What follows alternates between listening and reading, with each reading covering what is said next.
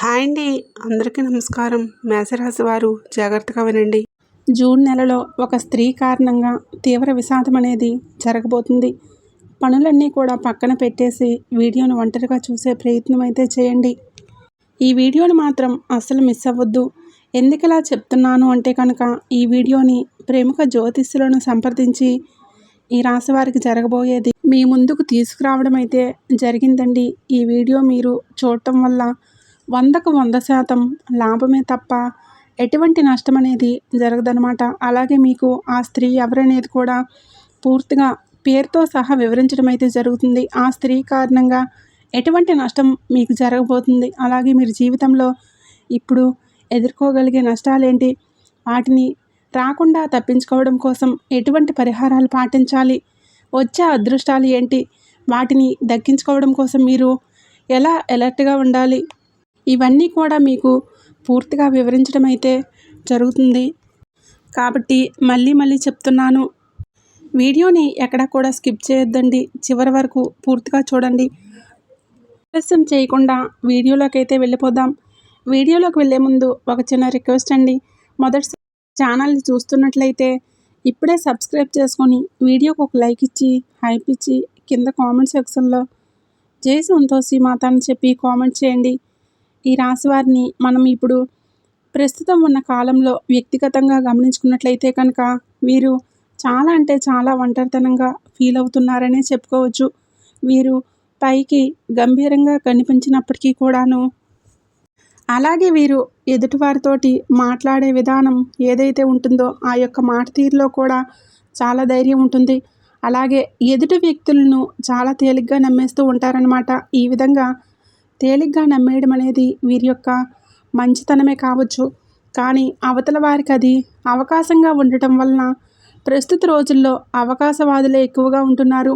ఈ విధంగా అవకాశవాదులు ఉండటం కారణంగా ఈ రాశి వారిని వారి యొక్క స్వలాభం కోసం వాడుకోవడం, వారి యొక్క అవసరాలు తీర్చుకోవడానికి వాడుకోవడం, వారి పనులన్నీ కూడా తీర్చుకున్న తర్వాత వీరిని పక్కకి నెట్టేయడం, ఇటువంటివన్నీ కూడా జరుగుతూ ఉన్నాయి.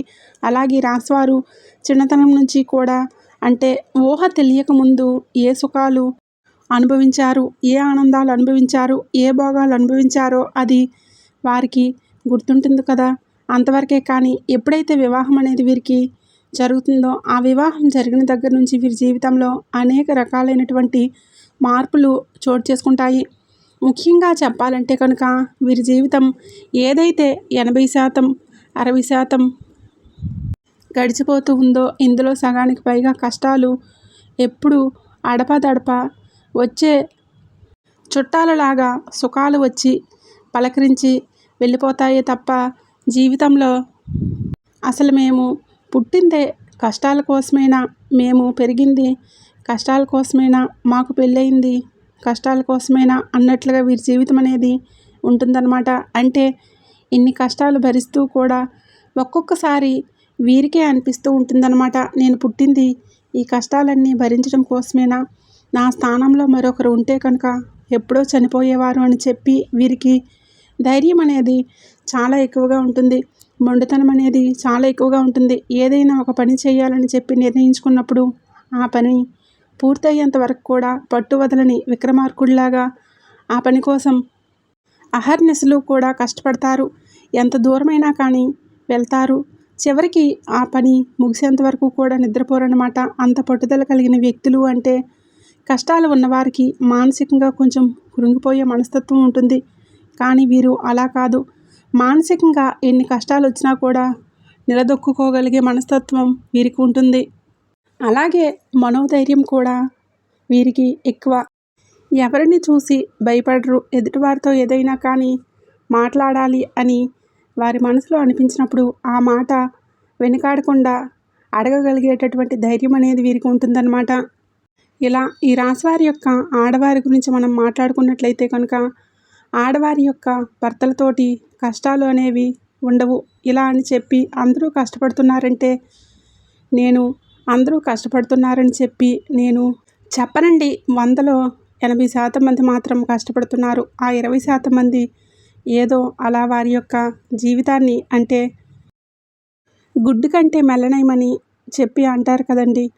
అలా వారి జీవితాలు అలా నెట్టుకుంటూ వెళ్ళిపోతున్నారు. కానీ ఈ యొక్క 80% మంది స్త్రీలు మాత్రం భర్తల వలన చాలా రకాలుగా మానసికంగా, శారీరకంగా, డబ్బు పరంగా, ఆస్తిపరంగా, నలుగురిలో విలువ పరంగా, మర్యాద పరంగా, సంఘంలో గౌరవం పరంగా, అన్నిటి పరంగా కూడా నష్టపోతున్నారనే చెప్పుకోవచ్చు. ఆల్రెడీ నష్టపోయిన వాళ్ళు కూడా ఉన్నారని చెప్పుకోవచ్చు. కానీ వీరు మా భర్త మంచిగా ఉండాలి అంటే వీరి యొక్క భర్తకి ఏదైనా మద్యపానం సేవించే అలవాట్లు ఉండటం, అలాగే భార్యను అనుమానంతో హింసించడం, అలాగే పిల్లల్ని సరిగ్గా పట్టించుకోకపోవటం, పిల్లలకి భార్యకు చిన్న చిన్న కోరికలు ఏవైతే ఉంటాయో ఆ కోరికలు నెరవేర్చకుండా ఉండటం, మానసికంగా మాటలతోటి వారిని టార్చర్ చేయడం, అవసరమైతే వారి మీద చెయ్యి చేసుకునైనా కానీ ఇంట్లో మనశ్శాంతి లేకుండా చేయటం, ఇలా చేస్తూ ఉంటారనమాట. అదే మగవాళ్ళని చూసుకున్నట్లయితే ఇటు ఆడవాళ్ళు కూడా వీరు చెప్పినట్లుగా వినకపోవటం, వీరికి వ్యతిరేకంగా ప్రవర్తించడం, వీరు వద్దు అన్న పని చేస్తూ వెళ్ళటం, ఇలా కొంచెం వీరి యొక్క జీవిత భాగస్వామి వలన చాలా డిస్టర్బెన్స్ అనేవి ఎక్కువగా ఫేస్ చేస్తూ ఉంటారనమాట. ఇలా విడిపోయిన వారు కూడా దాదాపుగా 40% మంది విడిపోయిన జంటలు ఉంటారు. మరి కొంతమంది తప్పదు కదా, మా జీవితాలని ఇలా నెట్టుకుంటూ వెళ్ళాలి కదని చెప్పి అలా ఏదో కానిచ్చేటటువంటి ఆ యొక్క జీవితాలు అనేవి కొన్ని ఉంటాయండి. అలా ఉంటాయన్నమాట. ఏది ఏమైనప్పటికీ కూడాను మిగతా రాసుల వారితో పోల్చుకుంటే కనుక ఈ రాశి వారికి కష్టాలు ఎక్కువే, కన్నీళ్ళు ఎక్కువే, అవమానాలు ఎక్కువ, నలుగురిలో గౌరవం తక్కువ. అలా అని చెప్పి వీరు ఏదైనా తప్పులు చేశారా, పాపాలు చేశారా అనుకుంటే అలా ఏమీ లేదండి. అన్నింటికీ కూడా ఎదుటి వ్యక్తిని గుడ్డిగా నమ్మేసేయడం, నా వాళ్ళే కదా, నా వాళ్ళు నాకు అన్యాయం చేయరు, నా వాళ్ళు నన్ను మోసం చేయరు అని చెప్పి నమ్మటం, లేదంటే మగవారైతే భార్యను నమ్మటం, ఇటు ఆడవారైతే పిల్లల్ని నమ్మడం, అంటే ఉన్న రూపాయి కూడా దాచుకోకుండా పిల్లల యొక్క అభివృద్ధి కోసం, అంటే నేను పడిన కష్టాలు నా బిడ్డలు పడకూడదు, నేను పడిన బాధలు నా పిల్లలు అనుభవించకూడదు అన్న ఉద్దేశంతో ఏదైనా ఒక రూపాయి, అర్ధ రూపాయి దాచుకున్నా కూడా అది పిల్లల కోసమే వాడేయటం, రేపటి రోజున వాళ్ళ యొక్క అవసరాలన్నీ తీర్చుకొని పిల్లలు కూడా వీరికి వ్యతిరేకంగా ప్రవర్తించడం, మాకు నువ్వేదన్నా ఎక్స్ట్రాగా పెట్టావా, మమ్మల్ని కన్నప్పుడు చేసినప్పుడు మమ్మల్ని చూసే బాధ్యత నీకు లేదా, ఆ ఇది కూడా లేకుండా ఉన్నప్పుడు మమ్మల్ని కనడం దేనికి అని చెప్పి ప్రశ్నించే పిల్లలు కూడా వీరి యొక్క జీవితంలో ఉంటారనమాట. అంటే ఇటు చుట్టూ అన్ని రకాలుగా చూసుకున్నా కూడా ఎటు నుంచి కూడా వీరికి సంతోషం అనేది ఉండదు. అలాగే వీరి యొక్క పరిస్థితులను చూసి కుటుంబంలో బంధువుల్లో ఎవరైతే ఉంటారో వీరి యొక్క ఆ కష్టాలు, బాధలు ఇప్పటి రోజుల్లో అయితే అంతే కదండి, అన్నీ బాగుంటే పిలిచి మరీ ఆహ్వానించి మర్యాదలు చేస్తూ ఉంటారు. భర్తలో తేడా వచ్చినట్లు, పిల్లల్లో తేడా వచ్చినా ఇటు, ఆరోగ్యంలో తేడా వచ్చినా ఇటు, ఆరోగ్యంలో తేడా వచ్చినా ఇటు, డబ్బు సరిగ్గా లేకపోయినా కానీ అవతల వారికి చులకన అయిపోతారనమాట ఆ వ్యక్తులు. అలాగే వీరిని కూడా కొంచెం చిన్నతనంగా చూస్తూ ఉండటం, ఇటువంటివన్నీ కూడా జరుగుతూ ఉంటాయన్నమాట. ఈ విధంగా చూసే క్రమంలోనే ఒక స్త్రీ అయితే వీరిని టార్గెట్ చేసిందని చెప్పవచ్చు. ఏ విధమైనటువంటి స్త్రీ అంటే రక్త సంబంధమా, లేదంటే బయటవారా అని చెప్పి అనుకుంటే కనుక ఆ స్త్రీ రక్త సంబంధం అయితే కాదండి, బయటి వ్యక్తులు అనమాట. ఈ స్త్రీ ఏమవుతుందంటే కనుక తన ముందు మంచిగా మాట్లాడుతూ, ఒక్కొక్కసారి తన ముందు మనసుకు నొచ్చుకునే విధంగా మాట్లాడుతూ అవతల వారికి తన మీద లేనిపోని చాడీలు చెప్పి వీరి యొక్క బంధుత్వాలు, రక్త సంబంధాలు ఏవైతే ఉన్నాయో వారందరి మధ్య కూడా వీరి మీద లేనిపోని మాటలు చెప్పుకుంటూ వారి యొక్క జీవితాల్లో ఒకరి మధ్య ఒకరికి సంబంధాలు లేకుండా ఎక్కడికక్కడ విడదీయాలని చెప్పి చూడటం, అలాగే నలుగురు ఒక ఫ్యామిలీ గ్యాదరింగ్ అంటే ఏదన్నా కుటుంబంలో కూడా చిన్న చిన్న పేరెంటమో లేదంటే చిన్న చిన్న ఫంక్షన్ వచ్చిందంటే 10 మంది ఒక చోట ఉన్నప్పుడు ఆ 10 మంది ముందు ఈ రాశి వారిని ఎలా హేళన చేయాలా, ఎలా అవమానపరచాలా, ఏ మాట అంటే వారు చిన్నబుచ్చుకుంటారు, ఏ మాట అంటే వారు బాధపడతారు అని చెప్పి వారు ఆ మాటలు వెతికి పట్టుకొని ముందుగానే నలుగురిలో పరువు తీసే ప్రయత్నం అయితే చేయటం ఈ రాశి వారికి ఒక రకంగా చెప్పాలంటే పైకి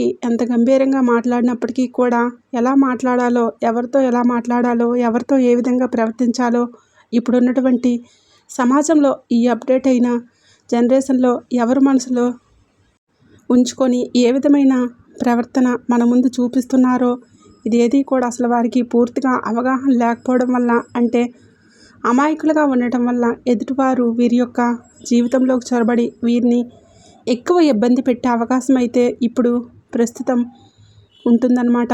అందులో ఆ స్త్రీ అయితే మాత్రం ప్రముఖ పాత్ర పోషిస్తూ ఉంటుందన్నమాట. ఈ స్త్రీ కారణంగా మానసికంగా, కుటుంబ పరంగా, అలాగే డబ్బు పరంగా కూడా కొంచెం నష్టపోయే అవకాశం అయితే కనిపిస్తుంది. చివరకు వీటన్నింటికీ కూడా కారణం ఆ స్త్రీనే. నా జీవితంలో ఇన్ని ఎగుడు దిగుళ్ళు జరుగుతున్నాయి కానీ, ఇన్ని ఒడిదుడుకులు జరుగుతున్నాయి కానీ, ఏదన్నా నష్టం జరుగుతుందన్నా కానీ నా వాళ్ళు నన్ను నిందిస్తున్నారు, నన్ను వేరుగా చూస్తున్నారు, నన్ను దూరం పెడుతున్నారు అని చెప్పి మనసులో అనిపిస్తున్నా కానీ దీని అంతటికీ కూడా కారణం ఆ స్త్రీ అని చెప్పి వీరి మనసుకు తెలుస్తున్నా కానీ ఎక్కడా కూడా వారిని అడగలేని పరిస్థితి. ఎందుకు అంటే కనుక ఏదైనా కానీ బంధువుల్లో ఏదైనా మొహాన అడగాలి అని చెప్తే కొంచెం ఇబ్బందిగానే అనిపిస్తుంది. అలాగే బంధుత్వాలు పెంచుకోవాలి కానీ తగ్గించుకొని తెగ్గొట్టుకోవాలి అనే ఆలోచన ఎవరికీ కూడా ఉండదు. కాబట్టి ఒక్కొక్కసారి వీరు లొంగక తప్పడం లేదనమాట. కానీ ఇన్ని అగచాట్లు పడుతున్న వీరికి శివానుగ్రహం అనేది చాలా ఎక్కువగా ఉంటుంది. ఎందుకంటే ఎన్ని కష్టాల్లో ఉన్నా, ఎన్ని బాధల్లో ఉన్నా కూడా ఎదుటివారికి మంచి చేయాలనే చూస్తారు.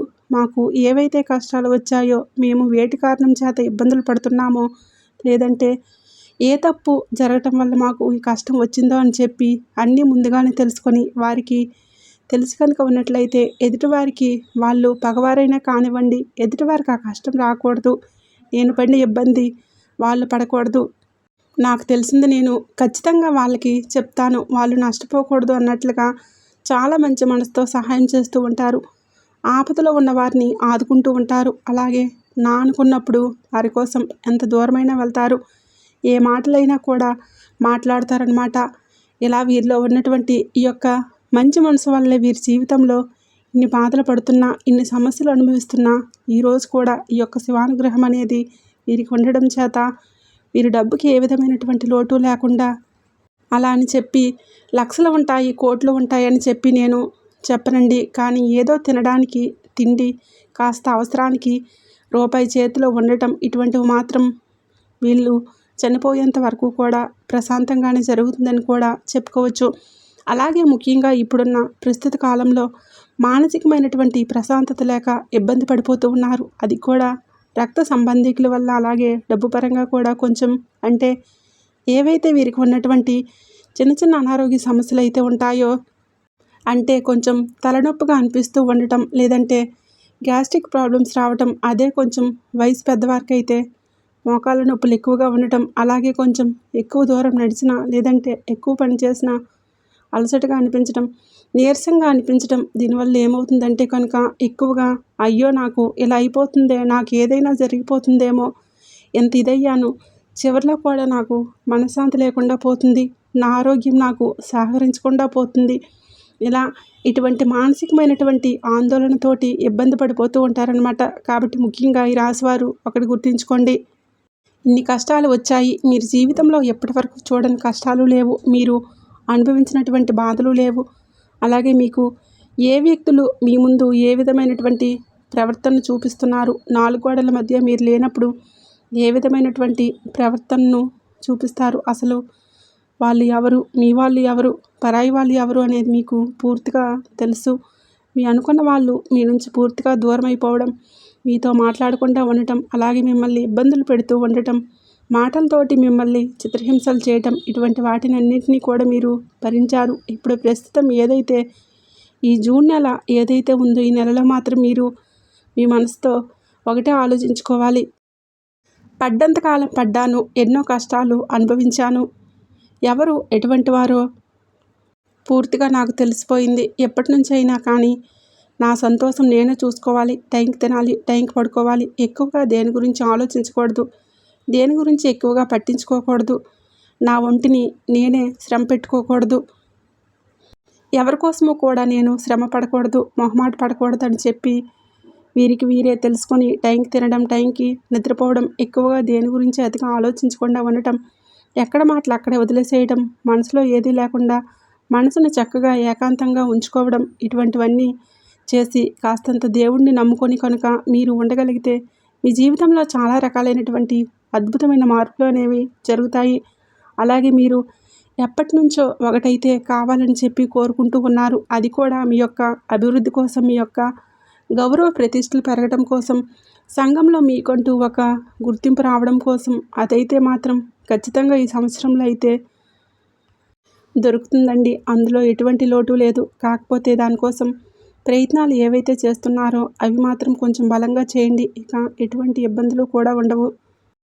అలాగే ముఖ్యంగా జూన్ నెలలో ఒక సోమవారమైనా కానీ ఈశ్వరునికి ఒక చెంబుడు నీటితోటి కానీ, లేదంటే కనుక ఆవు పాలు దొరుకుతాయి కదండి, ఆవు పాలతోటి కానీ అభిషేకం చేసి శివలింగానికి మీ యొక్క సంకల్పాన్ని కనుక మీరు చెప్పుకున్నట్లయితే ఆ శివయ్య అనుగ్రహంతో మీకు ఉన్నటువంటి ప్రతి సమస్య పూర్తవుతుంది. మీకు మంచి ఆరోగ్యం అనేది దక్కుతుందనమాట. అలాగే ఎప్పుడైనా కానీ ఒక శనివారం రోజు ఆంజనేయ స్వామి గుడికి వెళ్ళి ఆంజనేయ స్వామి గుడి చుట్టూ 5 ప్రదక్షిణలు చేసి స్వామివారి యొక్క పాదాల దగ్గర సింధూరాన్ని నుదుటిని ధరించి స్వామివారికి తమలపాకుల మాలను సమర్పించి అక్కడ దేవాలయం ప్రాంగణంలో ఎవరికైనా కానీ పలహారాన్ని పంచిపెట్టినట్లయితే కనుక మీకున్నటువంటి అప్పుల సమస్యలు, ఆర్థిక ఇబ్బందులు అనేవి తొలగిపోతాయన్నమాట. అలాగే గురువారం రోజు ఖచ్చితంగా బాబా గారి యొక్క దేవాలయంలో దుని ఉంటుంది కదండి, ఆ దునిలో మనకి బయట కొబ్బరికాయలు అమ్ముతారు. ఎండు కొబ్బరికాయలు దునిలో వేయడం కోసం అని చెప్పి ఆ యొక్క దునిలో కొబ్బరికాయ ఒకటి తీసుకొని, ఎండు కొబ్బరికాయ మీ యొక్క సంకల్పాన్ని చెప్పుకొని మీ సంకల్పం నెరవేరాలని చెప్పి, అలాగే మీ మీద ఉన్నటువంటి నెగిటివ్ ఎనర్జీ పూర్తిగా తొలగిపోవాలని చెప్పి దునిలో ఖచ్చితంగా మీరు ఆ యొక్క కొబ్బరికాయను వేసి మీరు సంకల్పించుకొని దుని చుట్టూ 3 ప్రదక్షిణలు చేయండి. మీరు అనుకున్న కోరిక అనేది ఖచ్చితంగా నెరవేరుతుంది. అలాగే మీరు బయటికి వెళ్ళేటప్పుడు నుదుటిని ఖచ్చితంగా అమ్మవారి యొక్క కుంకుమ కానీ, ఆంజనేయ స్వామి యొక్క సింధూరాన్ని కానీ పెట్టుకుంటే మీరు చేసే పనుల్లో విజయాలు లభిస్తాయి. దీనివల్ల మీకు ఉన్నటువంటి నరదిష్టి, నెగిటివ్ ఎనర్జీ, ఎవరైతే మీ యొక్క పతనం కోరుకునే వాళ్ళు ఉంటారో వారి యొక్క ఏడుపులు ఇవేవి కూడా మీ దరిదాపుల్లోకి చేరకుండా ఉంటాయన్నమాట. అలాగే ప్రతి అమావాస్య రోజు రాళ్ళ ఉప్పుతోటి లేదంటే ఎర్రనీళ్ళతోటి దిష్టి తీసేసుకునే ప్రయత్నం అయితే చేయండి. అలాగే గురువారం రోజు కానీ లేదంటే బుధవారం రోజు కానీ రావి చెట్టు, వేప చెట్టు కలిసి ఉన్న దగ్గర ఒక